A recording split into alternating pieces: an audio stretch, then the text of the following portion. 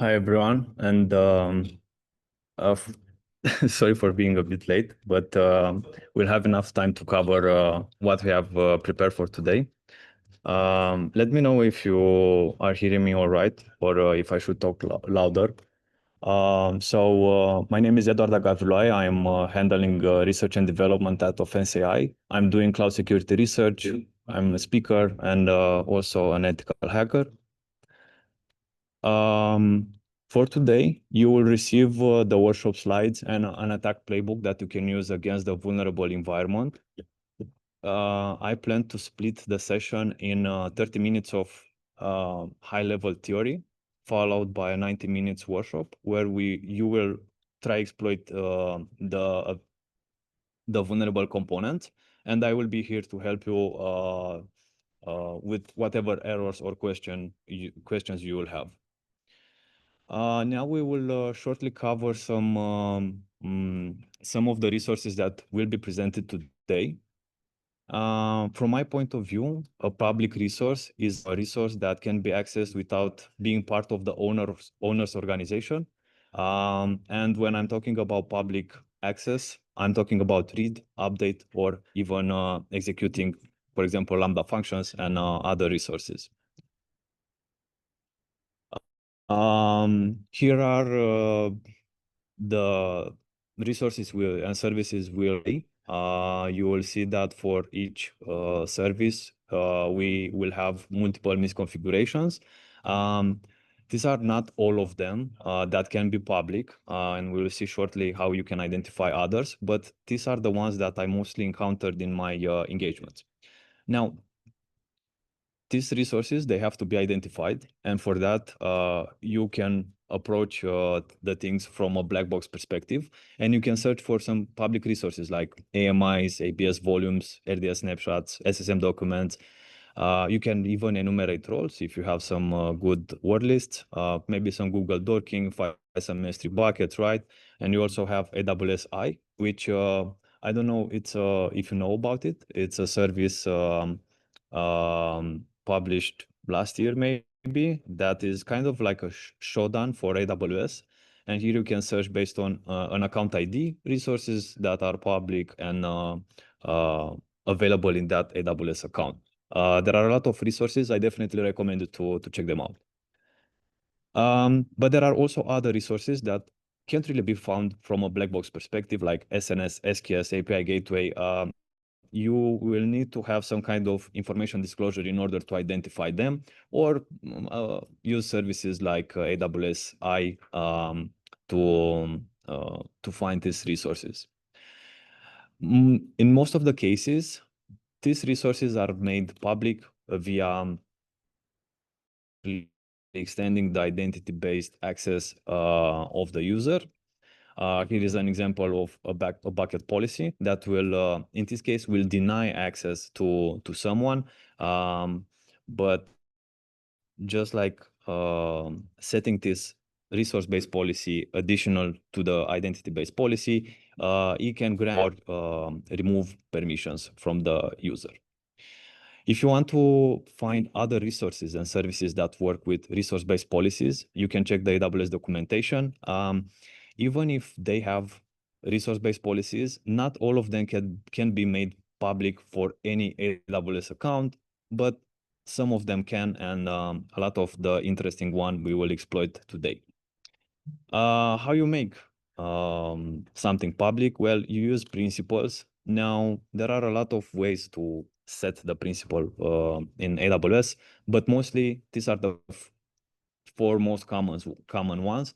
And the one highlighted, that's the one that causes most of the problems, because it is an asterisk and essentially is saying that any principle will be able to do an action over that resource.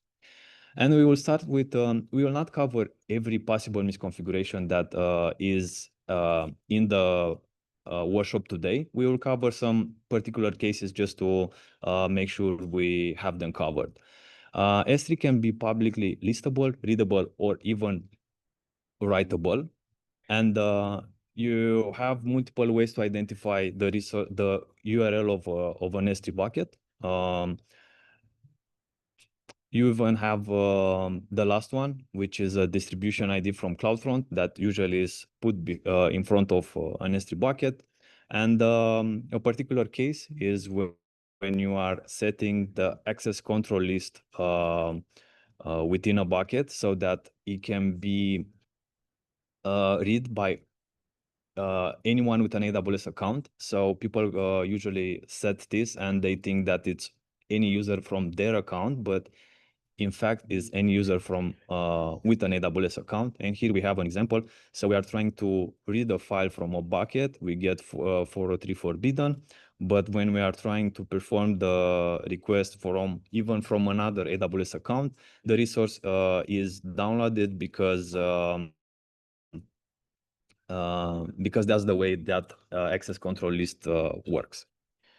Another thing, if you know, S3 buckets can be websites, and by default, it shows the index.html content. But if you want to list the file, you just have to remove the website, right? So here we have this minus website. And if you just remove that, you will be able to list the bucket in case the bucket is misconfigured to allow you to list the files from within. Now, if you know about AMIs, they are like the VM image that is used when you start an EC2 instance, and it can contain anything that an EC2 instance can store. So secrets, code, configurations, and so on. You need to check them in every region, and you have to specify the include deprecated flag so that you make sure you will get all the resources, all the AMIs that are eventually owned by a certain account. Here is a JSON definition of an example of AMI. So we have the image ID, we have the owner ID, which is cool because we can search based on the account ID. We also have the description, we have the name. These are other things that we can use to search to identify the AMI. You can see here the snapshot ID, but in most cases, you will not be able to directly access the snapshot. You will have to use the AMI in order to access the volume. And one way to do that is to just start an EC2 instance in your account based on the AMI and connect to the instance. Another way, in case that doesn't work, and for older images, you might not be able to do that, you will start an EC2 instance based on that AMI, and you will detach the volume and reattach it to another EC2 instance that you can actually connect to, and you will be able to mount the volume and access whatever data is within it. Mounting is a bit hard, and you will see in the workshop that we encounter some things that have to be handled. I also wrote a tool called CloudShovel that you can use to extract sensitive files or files of interest from an AMI. But mounting fails sometimes, and when that happens, approach. An ABS snapshot is very similar to what an AMI is. So essentially an AMI is an abstraction over the ABS volume. But you can find ABS volumes directly from the AWS web portal, and you have an official tool for downloading the snapshot locally, which is called coldsnap, and you can find it at the AWS Labs repository.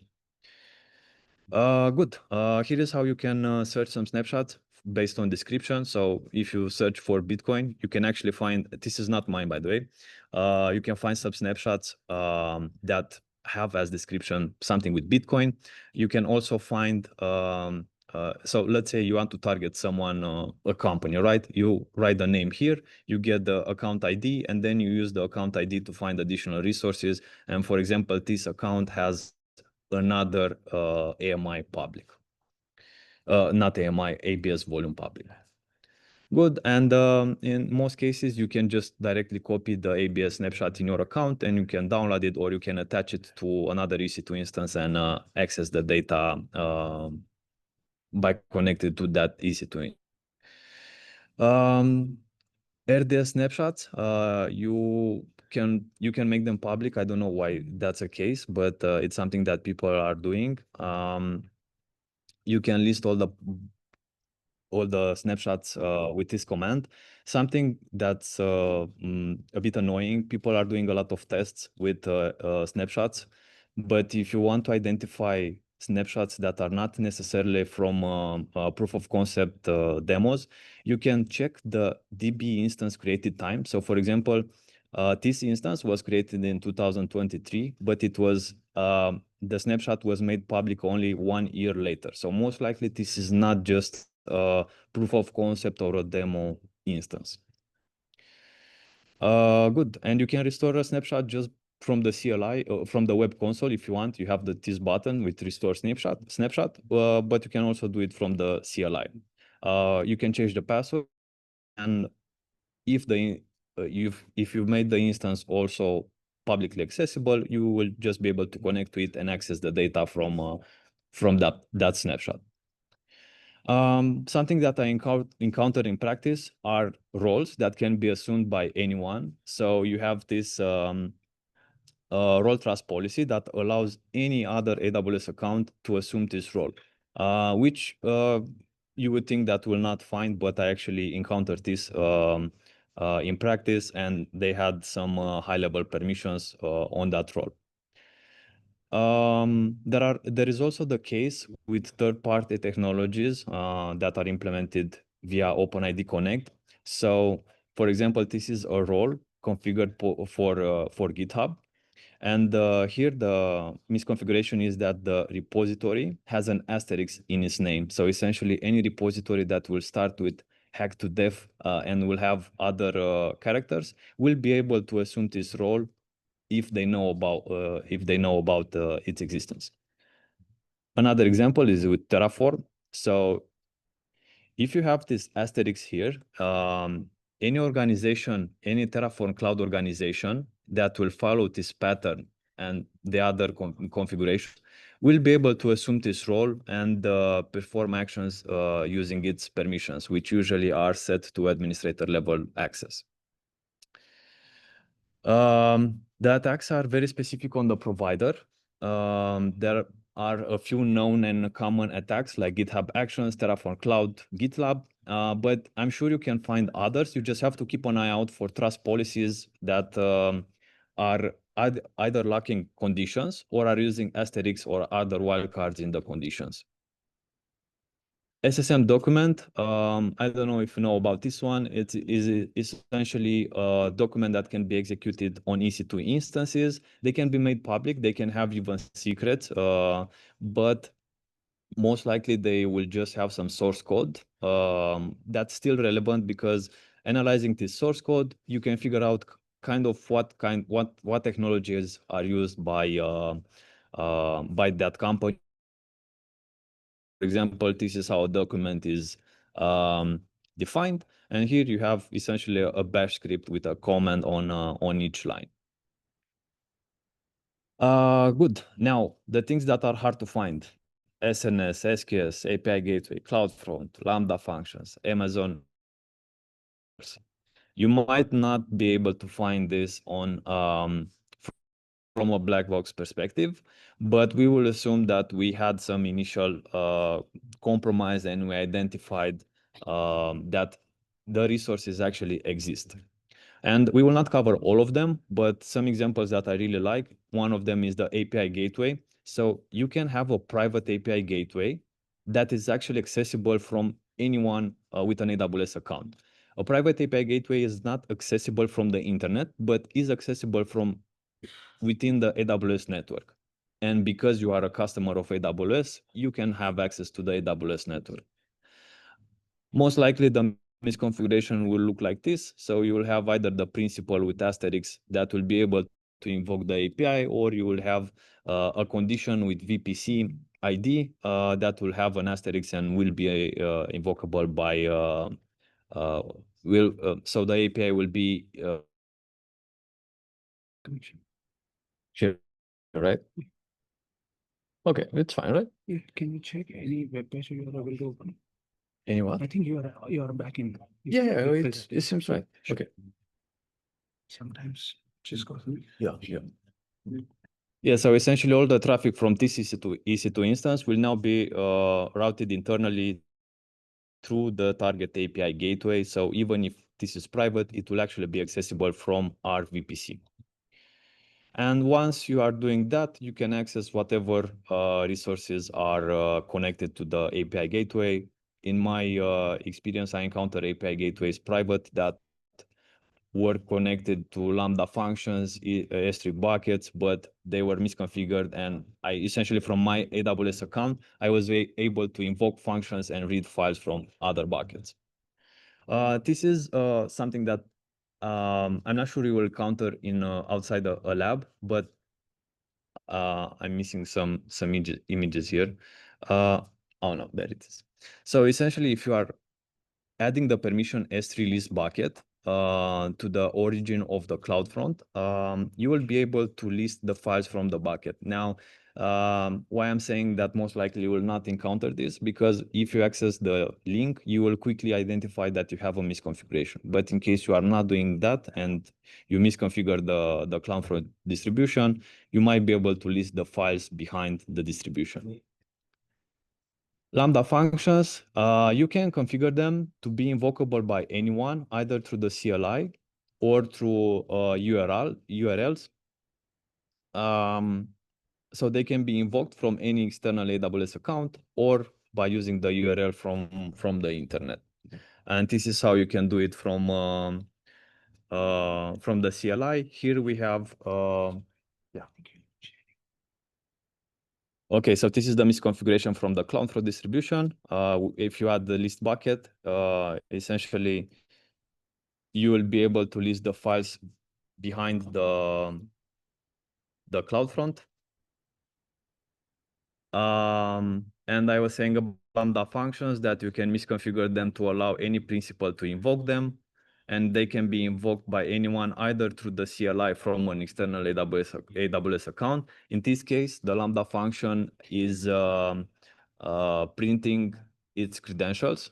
And you can also have the function URL that can be public without authentication. And again, if you access depending on what the function is doing, you will be able to perform whatever that function is configured to do. And lastly, we have Amazon Elastic Container Registry, which is a fully managed Docker container registry. And you can have private or public repositories, but for the public ones, no, let's say, for example, you by mistake made your registry public. Now anyone can pull your images, which might contain some secrets. You can identify the registries by searching them from the gallery acr.aws. You can just pull the images and then you can search for anything that might be of interest. And you also have private repositories that can be misconfigured to allow anyone to perform other actions on your images. So that's actually crazy. Even if it's private, if somebody knows about it and it's misconfigured, they can pull the images, they can even upload new images, and they might compromise your whole cluster or environment. Good. I know it was a bit fast, but you will have a playbook, and I will be here for helping you to compromise the resources. Now, just go to this URL, use the credentials, and you should be able to download the playbook, download the slides, and by following the playbook, you will be able to compromise the instances, the resources.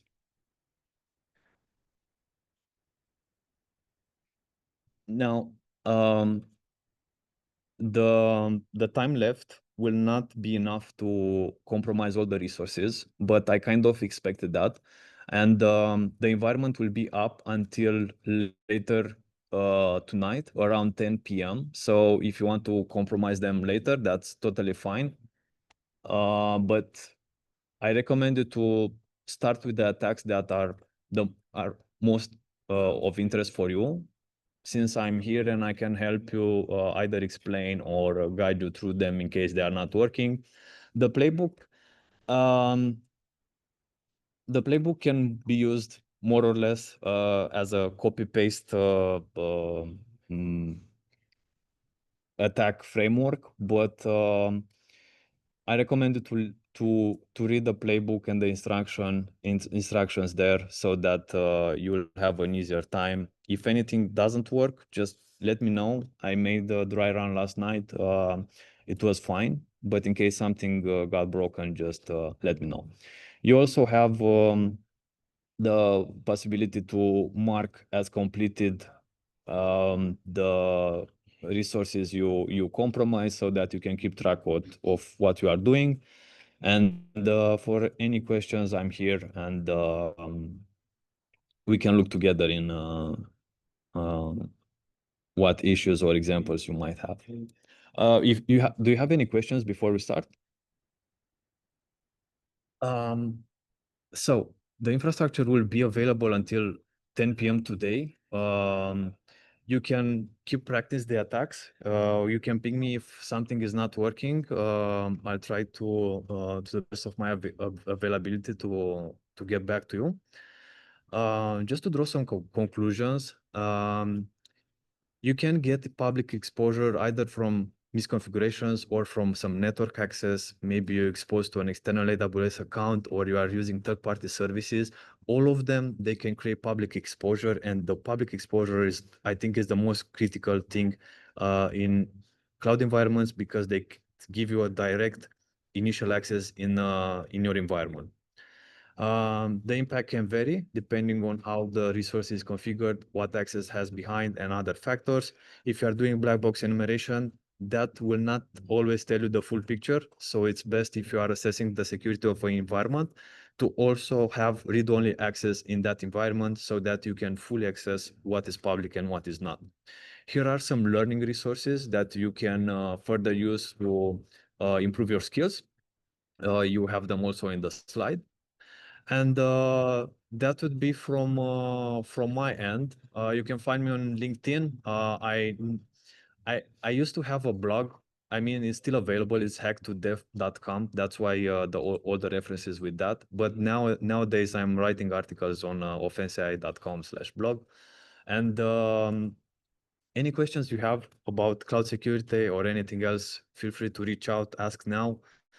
As I said, the infrastructure stays up until the end of the day, so you don't have to rush completing the workshop now.